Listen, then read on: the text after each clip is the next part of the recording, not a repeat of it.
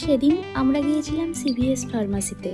এটা ফার্মাসি হলেও আমাদের ডেলি ইউজের সমস্ত রকমের জিনিস এখানে পাওয়া যায়, যেমন clothing, grocery, study material, handmade cards including medicines, আরও অনেক কিছু।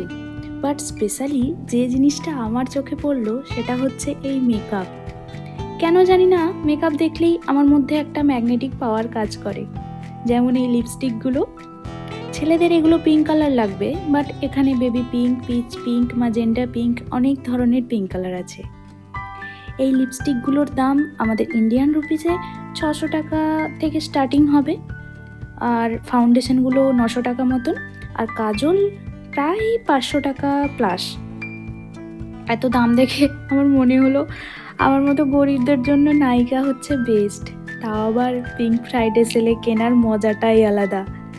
তাই আমি যখন নাইট ডিউটিতে থাকতাম তখন কাজ না থাকলেই অনলাইনে কিছু না কিছু অর্ডার করে বসতাম। ঠিক আছে, যেগুলো এখানে পছন্দ হলো এগুলো বাড়ি গিয়ে কিনে নেব, ততদিন আমাকে এখানে মেকআপ প্রোডাক্ট দেখেই কাটাতে হবে।